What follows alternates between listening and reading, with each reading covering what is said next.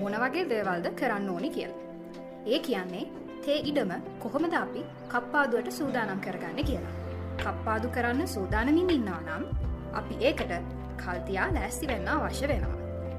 මොකද කප්පාදුව කියන්නේ තේ ගසට පීඩාවක් ඇති කරන ක්‍රියාවලිය.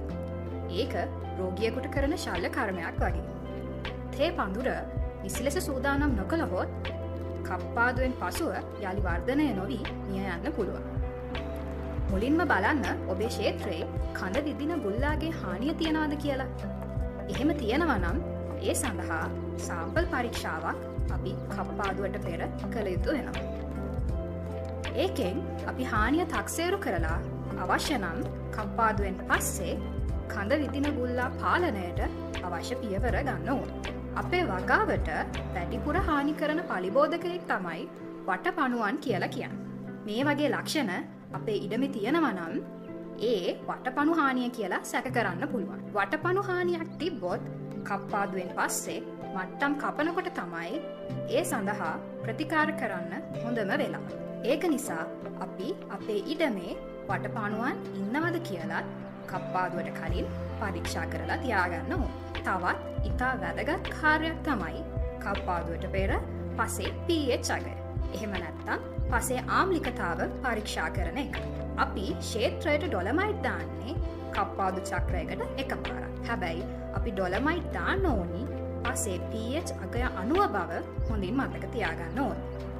බැරි වෙලාවත් ක්ෂේත්‍රයේ pH අගය 5.5ට වඩා වැඩි නම් ඒ ක්ෂේත්‍රයට ඩොලමයිට් දාන්න එපා.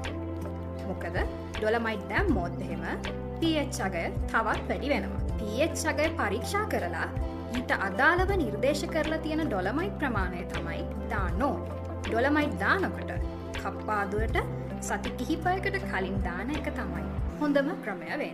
මේ කප්පාදු කරන්න යන පඳුරු අවුරුදු කිහිපයක් තිස්සේ කිසිම විවේකයක් නොදී එක දිගට දළු කඩපු පඳුරුනේ. මේ ගස්වල හැදෙන කෑම වැඩිපුර ප්‍රමාණයක් දළු හදන්න වැය වෙනවා. අපි අස්වැන්න විදියට ඒවා නෙලා ගන්නවා. එතකොට ගහට ඉතුරු වෙන දෙයක් නෑ. කප්පාදු කරනකොට ගහේ කොළ ප්‍රමාණය අඩු වෙනවා. එතකොට පඳුරේ වර්ධනයට අවශ්‍ය ආහාර හිඟයක් ඇති වෙන්න පුළුවන්.